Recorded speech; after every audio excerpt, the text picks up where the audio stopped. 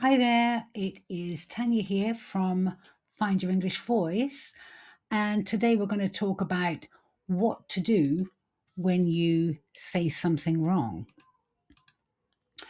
Imagine that you are halfway through a sentence, you're in a meeting, and you realize that you have used the wrong tense, maybe the wrong word. You have a choice in that instant. You can stop and fix it properly, or you can just keep going and hope that nobody noticed. Today, I want to show you a third option, one that lets you correct yourself smoothly without the whole sentence grinding to a halt. A lot of professionals using English at work correct themselves by stopping completely, saying something like, "Oh, sorry, I meant to say, let me say that again." And this pattern draws an awful lot more attention to that mistake than there really ever needs to be. And it can break the momentum of what you were actually saying at the time. So the goal here is not to avoid correcting yourself, but to correct yourself in a way that a native speaker might do, briefly, naturally, and without ceremony about it, not really bringing an awful lot of attention to it.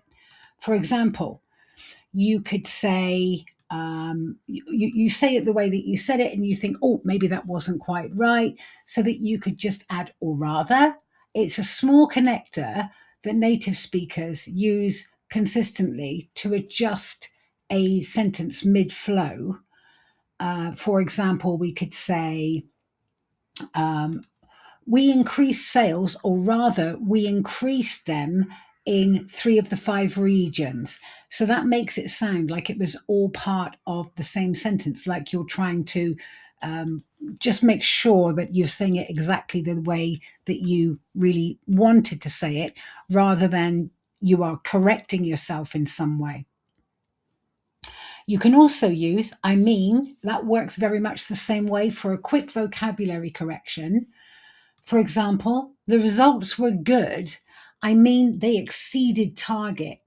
So again, it sounds like you meant to say all of that sentence, not like you were going back to correct a mistake.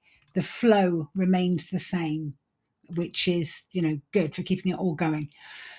So a simple repetition of correcting the word, saying it with slightly more emphasis, also works and needs no explanation. So you could, it's almost like saying it again, but just like a little bit stronger. We finished the report, the final report, yesterday, for example. Okay. So these phrases only work if they come out naturally, which means they need practice outside of high stakes pressure moments, not just inside it. So first of all, awareness is key. You need to actually notice that something needs changing slightly, needs kind of qualifying. So try noticing this, because awareness is the first point this week. Every time you correct yourself in your first language, you already do this constantly, smoothly, almost without thinking. It's one of the things that you're able to do pretty much on autopilot. And the trick is to try to get this same thing happening in your second or third language.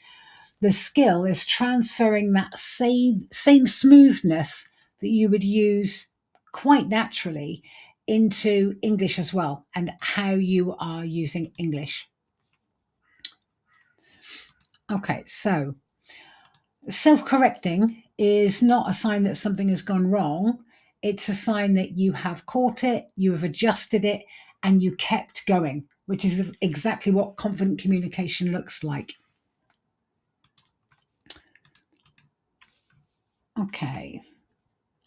So, if any of you have got any questions for me, you can contact me at findyourenglishvoice.co.uk.